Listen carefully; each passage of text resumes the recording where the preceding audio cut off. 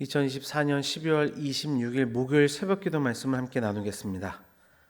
함께 나눌 하나님의 말씀은 다니엘서 9장 말씀입니다. 메대 족속 아수에로의 아들 다리오가 갈대아 나라 왕으로 세움을 받던 첫 해, 곧 그 통치 원년에 나 다니엘의 책을 통해 여호와께서 말씀으로 선지자 예레미야에게 알려주신 그 연수를 깨달았나니 곧 예루살렘의 황폐함이 70년 만에 그치리라 하시는 것이니라. 내가 금식하며 베옷을 입고 죄를 덮어 쓰고 주 하나님께 기도하며 간구하기를 결심하고 내 하나님 여호와께 기도하며 자복하여 이르기를 크시고 두려워할 주 하나님, 주를 사랑하고 주의 계명을 지키는 자를 위하여 언약을 지키시고 그에게 인자를 베푸시는 이시여, 우리는 이미 범죄하여 패역하며 행악하며 반역하여 주의 법도와 규례를 떠나싸우며 우리가 또 주의 종 선지자들이 주의 이름으로 우리의 왕들과 우리의 고관과 조상들과 온 국민에게 말씀한 것을 듣지 아니하였나이다. 주여, 공의는 주께로 돌아가고 수치는 우리 얼굴로 돌아오미 오늘과 같아서 유다 사람들과 예루살렘 거민들과 이스라엘이 가까운 곳에 있는 자들이나 먼 곳에 있는 자들이 다 주께서 쫓아내신 각국에서 수치를 당하였사오니 이는 그들이 주께 죄를 범하였음이니이다. 주의 수치가 우리에게 돌아오고 우리의 왕들과 우리의 고관과 조상들에게 돌아온 것은 우리가 주께 범죄하였음이니이다마는 주 우리 하나님께서 긍휼과 용서하심이 있사오니 이는 우리가 주께 패역하였음이 오며 우리 하나님 여호와의 목소리를 듣지 아니하며 여호와께서 그의 종 선지자들에게 부탁하여 우리 앞에 세우신 율법을 행하지 아니하였음이니이다. 온 이스라엘이 주의 율법을 범하고 치우쳐 가서 주의 목소리를 듣지 아니하였으므로 이 저주가 우리에게 내렸으되 곧 하나님의 종 모세의 율법에 기록된 맹세대로 되었사오니 이는 우리가 주께 범죄하였음이니이다. 주께서 큰 재앙을 우리에게 내리사 우리와 및 우리를 재판하던 재판관을 쳐서 하신 말씀을 이루셨사오니 온 천하의 예루살렘에서 일어난 일 같은 것이 없나이다. 모세의 율법에 기록된 대로 이 모든 재앙이 이미 우리에게 내렸사오나 우리는 우리의 죄악을 떠나고 주의 진리를 깨달아 우리 하나님 여호와의 얼굴을 기쁘게 하지 아니하였나이다. 그러므로 여호와께서 이 재앙을 간직하여 두셨다가 우리에게 내리게 하셨사오니 우리의 하나님 여호와께서 행하시는 모든 일이 공의로우시나 우리가 그 목소리를 듣지 아니하였음이니이다. 강한 손으로 주의 백성을 애굽 땅에서 인도하여 내시고 오늘과 같이 명성을 얻으신 우리 주 하나님이여, 우리는 범죄하였고 악을 행하였나이다. 주여, 구하옵나니 주는 주의 공의를 따라 주의 분노를 주의 성 예루살렘 주의 거룩한 산에서 떠나게 하옵소서. 이는 우리의 죄와 우리 조상들의 죄악으로 말미암아 예루살렘과 주의 백성이 사면에 있는 자들에게 수치를 당함이니이다. 그러하온즉 우리 하나님이여, 지금 주의 종의 기도와 간구를 들으시고 주를 위하여 주의 얼굴빛을 주의 황폐한 성소에 비추시옵소서. 나의 하나님이여, 귀를 기울여 들으시며 눈을 떠서 우리의 황폐한 상황과 주의 이름으로 일컫는 성을 보옵소서. 우리가 주 앞에 간구하옵는 것은 우리의 공의를 의지하여 하는 것이 아니요 주의 큰 긍휼을 의지하여 함이니이다. 주여, 들으소서. 주여, 용서하소서. 주여, 귀를 기울이시고 행하소서. 지체하지 마옵소서. 나의 하나님이여, 주 자신을 위하여 하시옵소서. 이는 주의 성과 주의 백성이 주의 이름으로 일컬은 바 됨이니이다. 내가 이같이 말하여 기도하며 내 죄와 내 백성 이스라엘의 죄를 자복하고 내 하나님의 거룩한 산을 위하여 내 하나님 여호와 앞에 간구할 때, 곧 내가 기도할 때 이전에 환상 중에 본 그 사람 가브리엘이 빨리 날아서 저녁 제사를 드릴 때 즈음에 내게 이르더니 내가 가르치며 내게 말하여 이르되 다니엘아, 내가 이제 내게 지혜와 총명을 주려 왔느니라.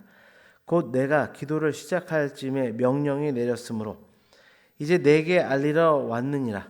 너는 크게 은총을 입은 자라. 그런즉 너는 이 일을 생각하고 그 환상을 깨달을지니라. 내 백성과 내 거룩한 성을 위하여 이른 이래를 기한으로 정하였나니 허물이 그치며 죄가 끝나며 죄악이 용서되며 영원한 의가 드러나며 환상과 예언이 응하며 또 지극히 거룩한 이가 기름 부음을 받으리라. 그러므로 너는 깨달아 알지니라.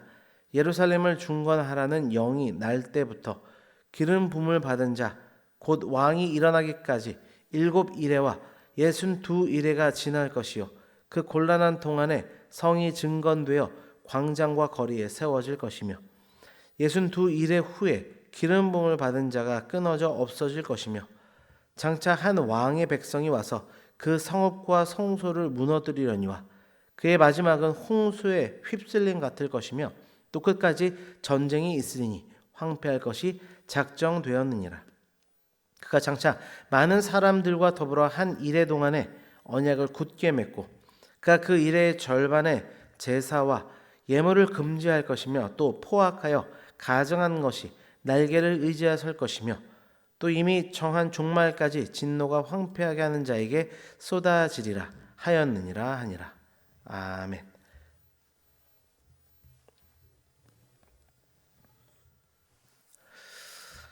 오늘날 성도인 우리는 급변하는 세상, 그 세상 속에서 믿음의 많은 도전을 마주합니다. 사회적 혼란과 도덕적 타락이 만연한 시대 속에서 하나님께서 교회인 우리와 공동체에 어떤 뜻을 가지고 계시는지 계속적으로 질문하게 됩니다. 이러한 우리에게 본문에 등장하는 다니엘의 신앙이 귀한 본보기가 될 줄 믿습니다. 다니엘은 포로 생활 중에서도 하나님께 충성하며 말씀을 붙들고 기도하는 삶을 살았습니다. 특별히 오늘 본문인 다니엘서 9장에서 그는 하나님의 말씀을 붙잡고 민족의 죄를 대신 회개하며 하나님의 긍휼을 간구하는 신앙의 모습을 우리에게 보여줍니다.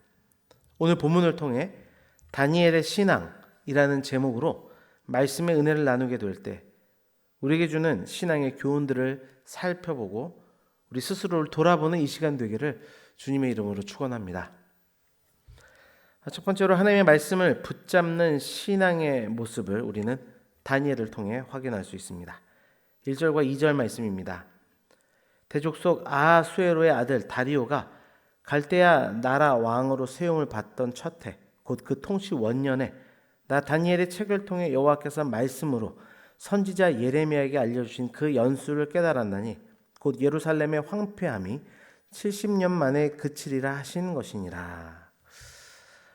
다니엘은 다리우스 왕 원년에 예레미야서 말씀을 읽는 가운데 하나님의 약속을 발견하게 됩니다.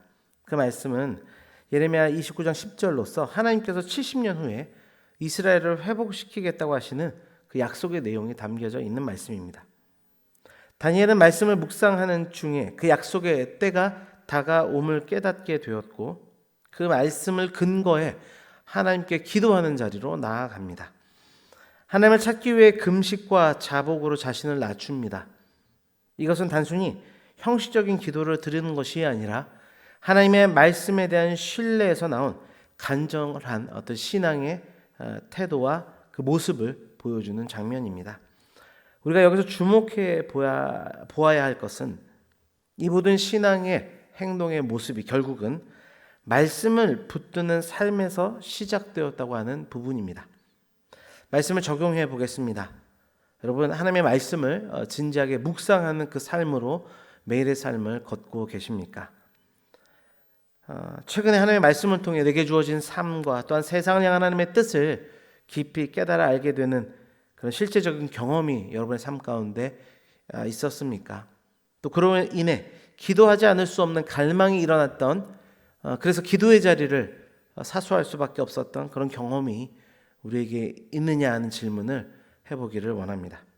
오늘 본문에 다니엘처럼 하나님의 말씀을 통해 그분의 뜻을 발견하고 그 뜻에 따라 행동하고 결단하는 우리 모두가 되기를 주님의 이름으로 축원합니다.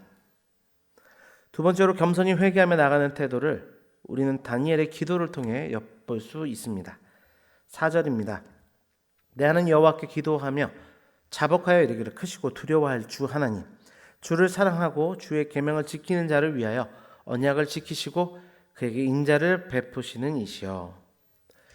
다니엘은 하나님의 위대하심과 언약의 신실하심을 찬양하는 그 찬양의 고백을 통해 기도를 시작합니다. 이어지는 5절에서 11절에서는 이스라엘 백성의 죄악을 이제 구체적으로 고백하기 시작합니다.